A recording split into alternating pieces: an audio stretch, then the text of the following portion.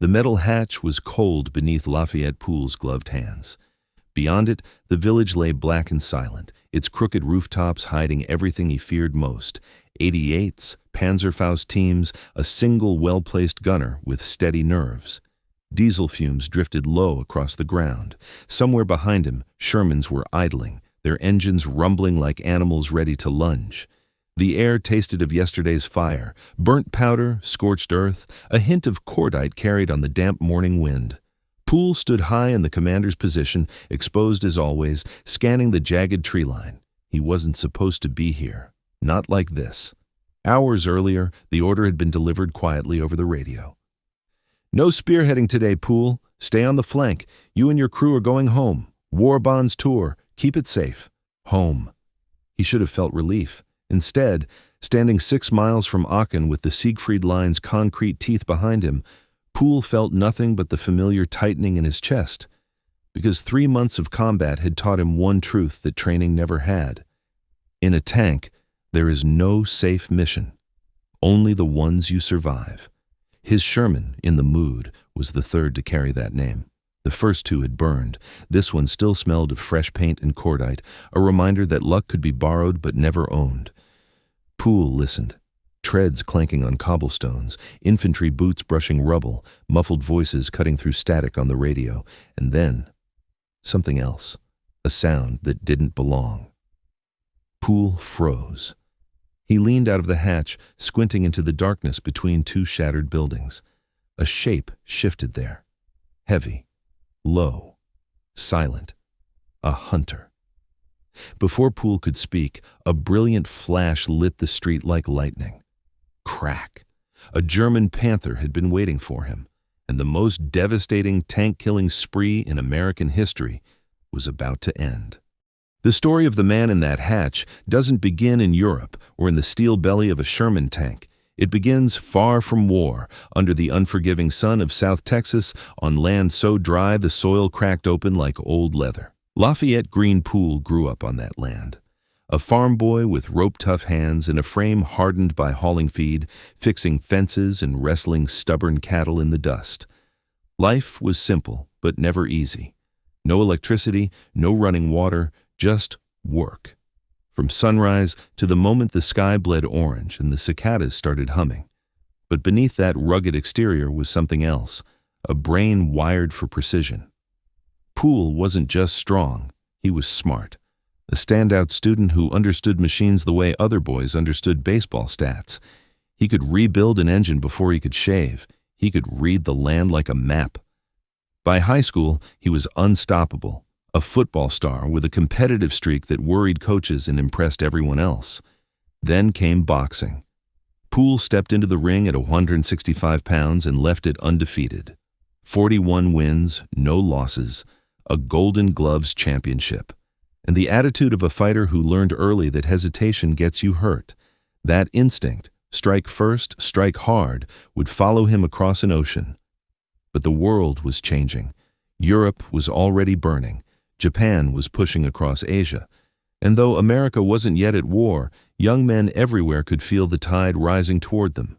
Pool was one of them.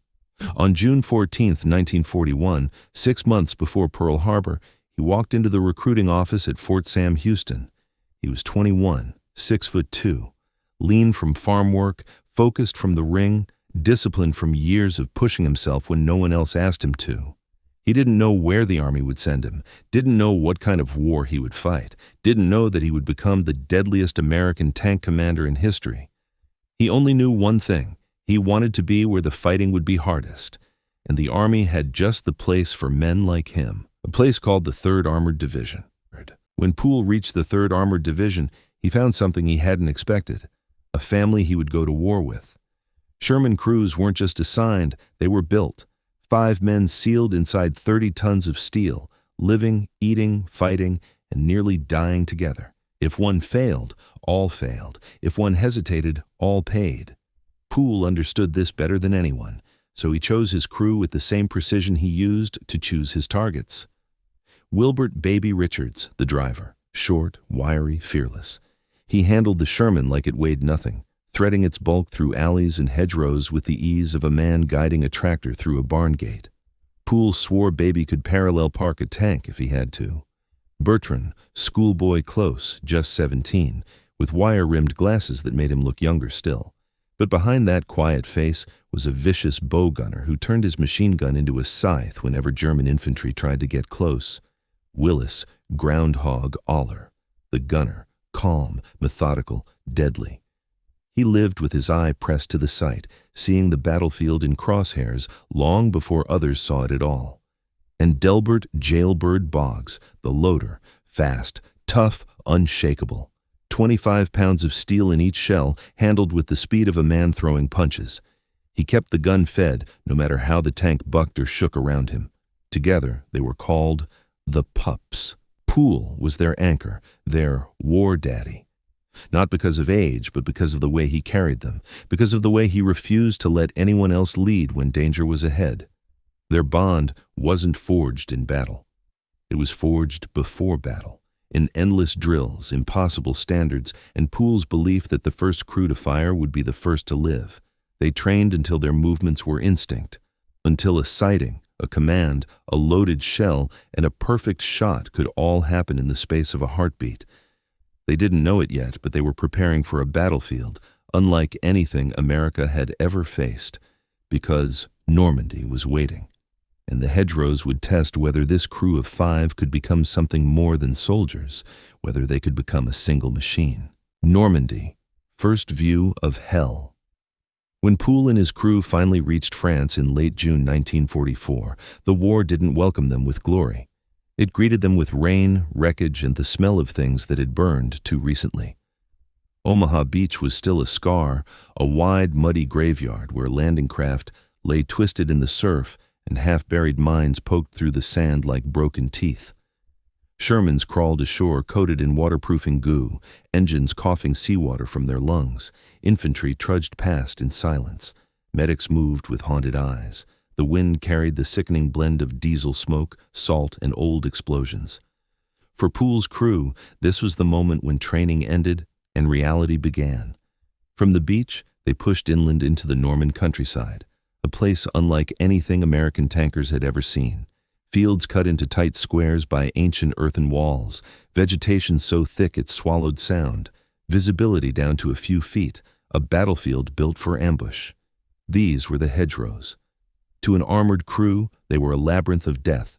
Every turn hid the unknown, a German 75 waiting behind a wall, a machine gun nest tucked under roots, a single Panzerfaust team crouched behind a mound of earth no higher than a man's waist. The first days were slow, claustrophobic, exhausting. Movement meant risk. Every tank felt like a blind giant stepping into a hunter's trap. On June 29th, spearheading toward Villers-Fossard, Poole and his crew got their baptism. It began with flashes in the foliage, German fire cracking across the hedgerows, shells slamming into earth and stone. The division's first major offensive had begun, and the hedgerows fought back with every inch. Poole spotted the first targets through breaks in the brush, a half-track, a truck, figures moving in the ditches.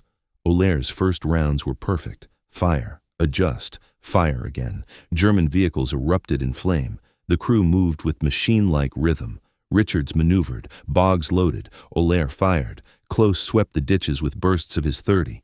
Poole pushed forward, unblinking. For a day they fought like this, clearing field after field, hedge after hedge, until the world narrowed to the roar of the engine and the rhythm of fire commands.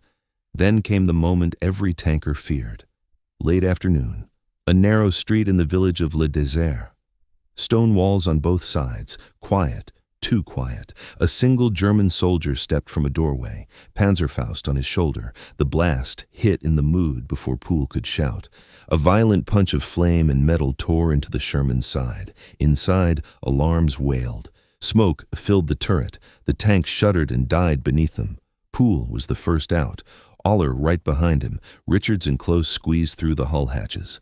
Boggs climbed out last, coughing through smoke. 5 days. They had lasted 5 days. Their tank burned behind them, its paint blistering, ammunition beginning to cook off. The crew stood in the road, shaken but alive, staring at the wreck of the machine they had believed in. And yet, As they watched it burn, news reached Pool. A replacement tank was ready. A different model. A new gun. One Germany had learned to fear.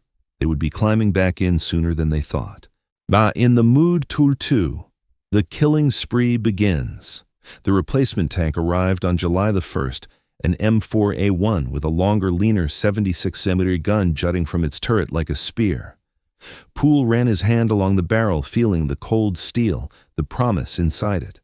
This was not the tank he had lost. This one was meaner. The 76mm didn't just fire shells, it fired answers to German armor. Where the old 75mm struggled against Panthers, this gun punched through side armor at distances that made German crews nervous. And inside the hull, the ammunition was surrounded by fluid-filled containers, wet stowage, a quiet innovation that meant the difference between burning alive and climbing out of a hit tank. It was faster, safer, deadlier. It was perfect for Pool, because his philosophy had crystallized into 3 brutal truths: strike first, close the distance, outthink the enemy before he knows he's in danger, and within the mood too, Pool put those truths to work. Near Le Mesnil-Herman, just as dusk swallowed the fields, Pool spotted a shape settling behind a hedgerow. Men unloading ammunition, relaxed, careless. A 40mm flak gun in its night position. Pool's voice cut the silence. "Gunner, fire." Oehler was already on target. The shot hit before the Germans even understood they'd been seen. The explosion tore through the emplacement, scattering men and steel in a burst of fire. The engagement lasted 3 seconds. 3 seconds to erase an entire position. But the night held more danger. The platoon moved cautiously through darkness so thick the world shrank to the dim glow of the tank's instruments. Crickets, engine rumble, breaths held too long, then metal on earth, a silhouette shifting in the black, another tank. Both Shermans and German crews froze for half a heartbeat before instinct took over. For the Germans, it was too late. 2 shots from their gun cracked past Pool's turret, both misses, wild in the darkness. Oehler's reply was calm, precise, lethal. A single round, point blank, straight into the turret ring of a Panther. A flash, a roar, then a towering bloom of fire as ammunition cooked off inside the German machine. The burning Panther lit the hedgerow like a funeral pyre, casting long shadows and revealing more enemy shapes fleeing in panic. Pool backed away before the turret blew skyward, but the glow burned into the crew's memory. They had beaten a Panther at spitting distance and lived. Fear and awe mixed in equal measure. If the Germans were the hunters, Pool was becoming something worse. The killing speed increases. Through July's breakout, the crew moved like an extension of Pool's instincts. They destroyed convoys before German officers knew they were under attack. Tanks, half-tracks, guns, vehicles erupting into flame one after another, as in the mood E2. Charged forward, never hesitating, never yielding ground. Every day the crew sharpened. Every mile, Pool pushed harder. Every shot, Oehler hit where he aimed. The legend was forming. But legends invite fate. And as Pool stacked kill after kill, the men began to feel something else creeping in around the edges of their confidence. A quiet, unspoken truth. He had defied German steel, but friendly fire was another story. By mid-August, in the mood A2 had become a familiar sight on the battlefield, a fast-moving silhouette tearing through German positions with reckless confidence. Pool and his crew felt almost untouchable. Then, the sky changed everything. It happened outside a small French village, quiet, sunlit, peaceful in a way that felt wrong. The road ahead was empty. Infantry moved behind them. Nothing suggested danger. Until Pool heard an engine that didn't belong on the ground. Twin engines, high-pitched, closing fast. He looked up. 2 P-38 Lightnings swept overhead, banking into an attack run. American aircraft, friendly aircraft. But from a few thousand feet, a Sherman could look like the enemy. Pool grabbed the radio, shouting into static, friendly armor, don't fire!" The first P-38 Dove. White trails streaked downward, rockets. They hit the ground around the Sherman in a violent spray of dirt and flame. The next salvo came harder, straighter, one rocket slamming into the turret, another punching through the engine deck. The tank lurched, screaming with alarms. Smoke poured through the hatches. Pool didn't have to give the order. The crew was already moving. Richard squeezed through the driver's hatch, coughing against the smoke. Close followed, stumbling into the road. Boggs shoved out of the loader's hatch, his arm bleeding from shrapnel. Aller dragged himself free through the turret, ears ringing. Pool bailed out last, his boots hitting the ground as another explosion tore through the Sherman's rear. The tank was dying, engulfed in flames, ammunition thudding inside like a heartbeat about to stop. The P-38s pulled away, banking hard, realizing too late what they had done. And then there was only silence.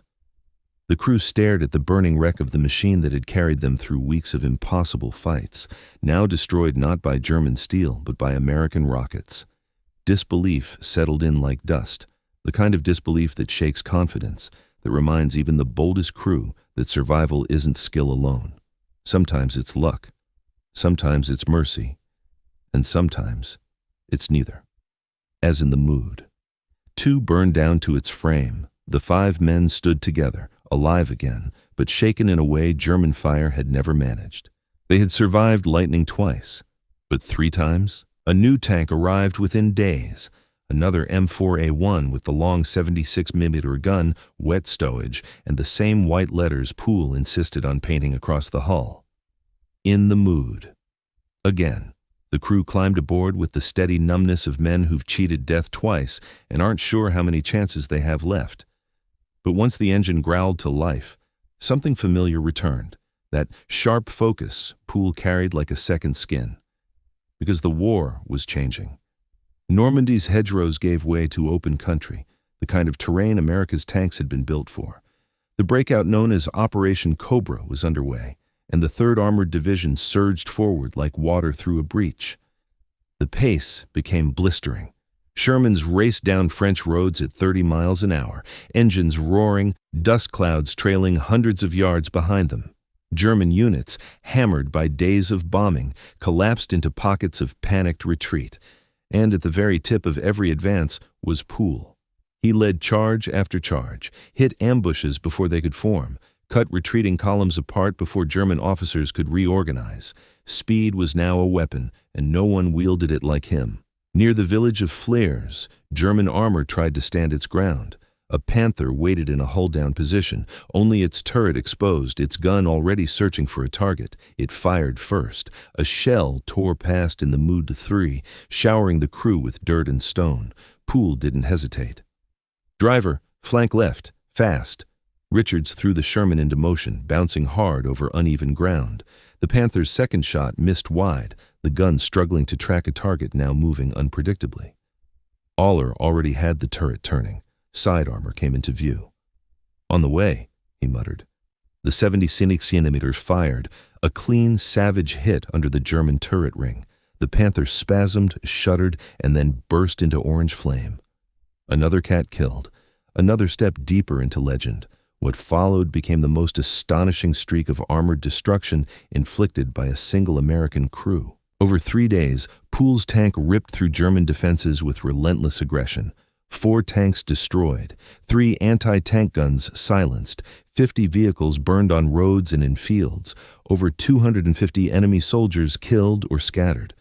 It was less a series of engagements and more a single continuous charge, a roar of gunfire and diesel that tore open the German retreat. Word spread fast. Infantry whispered his name as he passed. Tankers tried to follow his tactics. Officers studied the radio chatter from his battles. And then came the moment of recognition. Pool was awarded the Distinguished Service Cross, the 2nd highest American decoration for valor. But the celebration was muted. Because behind the praise, division headquarters saw something Pool refused to acknowledge. No one survives this pace forever, not even him. His luck had held through 2 tank losses, through ambushes, through Panthers that should have destroyed him. The law of averages was stalking him now. And so, for the first time, higher command stepped in. Pool received an order, a simple one. An order meant to keep him alive. After your next mission, you and your crew are coming home. They intended to save War Daddy from the war. But on the morning of that simple mission, destiny was already waiting in the ruins ahead. His final order was supposed to save his life. The final mission. The morning of September 19th, 1944, looked almost peaceful. Low gray clouds, cool air, a faint mist clinging to the edges of Musterbusch, the same shattered village from the opening moment. Pool stood in the commander's hatch, just as he had hours earlier. But there was one difference the viewer hasn't yet seen. Willis Groundhog Oller, his gunner since Normandy, wasn't in the tank. Transferred back to the States temporarily, he'd escaped the next few minutes without ever knowing how close death had come for him. In his place was Paul Kenneth King, a capable young gunner from Tennessee, experienced, disciplined, but new to Pool's rhythm, new to the instinctive, almost wordless timing that the pups had built across 3 months of fire. Still, Pool trusted him. He trusted all of them. And on this morning, their mission was meant to be safe. No spearheading, no leading charges, just flank protection as other Shermans advanced toward Aachen, a soldier's version of mercy. Pool kept his eyes on the village streets, narrow, silent, lined with broken stone walls and dark windows that could hide anything. "Incoming fire?" Richards called up. "Not yet," Pool answered. "Stay sharp." Infantry moved ahead, rifles raised. Smoke drifted between buildings. The sound of distant guns echoed like thunder. Then Pool saw it. Not movement, the absence of movement. A void between two buildings, a shape too clean, too still. Pool leaned forward. "Driver, halt." And then the world exploded. A German Panther sat in perfect ambush position, its 75-meter gun already aligned with mathematical precision. The commander had waited for the Shermans to move into his kill zone. He fired the first round before Pool even finished inhaling. The shell punched through the turret like a burning fist. Inside, it detonated against the steel interior, turning fragments into a storm of razor-sharp fire. Paul Kenneth King died instantly. No warning, no chance to react, just a flash of white heat, and the turret went silent. Pool felt the blast hit him like a giant's hammer. Shrapnel tore into his right leg, metal slicing bone, muscle, everything. He stayed conscious just long enough to shout, "Bail out! Bail!" The second shot hit before the words left his mouth. Another round slammed into the hull. The Sherman rocked violently, groaning like something alive. Smoke poured into the compartments. Flames crawled across wiring and insulation. Richards and Close exploded from their hatches. Boggs fought through smoke and fire, dragging himself free. But Pool's world was tilting. The Sherman lurched forward. Its tracks slipped, and then the tank fell nose first into a deep shell crater, throwing Pool halfway out of the commander's hatch. His shattered leg caught on the rim. Pain exploded through him. He couldn't move. Inside the wreck, ammunition began popping, the start of a death clock. Every crewman knows intimately. But the pups didn't run. Through gunfire, smoke, and the roar of the burning tank, Richards and Boggs sprinted back to their commander. They grabbed him under the arms and dragged him away from the dying Sherman just seconds before flames engulfed the turret. Pool was still conscious as they pulled him across the dirt. He saw the wreck of In the Mood. He saw the flames. He saw the empty hatch where King had fallen. And he understood. War. Daddy's war had ended on the day he was meant to go home. Pool survived long enough to reach the medics, long enough to be lifted onto a jeep, long enough to feel the cold spreading through his body as the last echoes of battle faded behind him. But the leg couldn't be saved. Surgeons amputated it above the knee. Metal fragments had torn through the bone like shrapnel through glass. Surgeries followed, infections, fevers, months of recovery as the war he had fought so fiercely moved on without him. The man who had led 21 major attacks, destroyed 258 enemy vehicles, and killed or wounded more than 1,000 enemy soldiers spent his final months of the war learning how to stand again, how to walk with a prosthetic, how to live without the machine that had become a part of him. His combat record was unmatched. A streak of aggression, instinct, and impossible survival that no American tanker before or after has ever equaled. But the man inside that record wasn't finished, despite the pain, despite the leg, despite the war that had taken so much. Pool re-enlisted. He returned to the Army in 1948, not to fight, but to teach, to train a new generation of tankers in the lessons he had learned in fire, smoke, and steel. His voice echoed across ranges and classrooms, shaping soldiers who would go to Korea, Vietnam, and battles beyond. And then fate reached again for the Pool family. His son, Captain Jerry Lynn Pool, followed his father's path into the Army, into Special Forces, into the dense jungles of Vietnam. In 1970, on a covert mission across the Cambodian border, his helicopter was hit and crashed. He was 29. It took 31 years before his remains were recovered and brought home. A generational echo of sacrifice, father and son, separated by wars but tied by service. Pool lived to see some of that world change and some of it stay heartbreakingly the same. He died in 1991, at 71 years old, leaving behind his wife, 8 children, and a legacy etched into both memory and doctrine.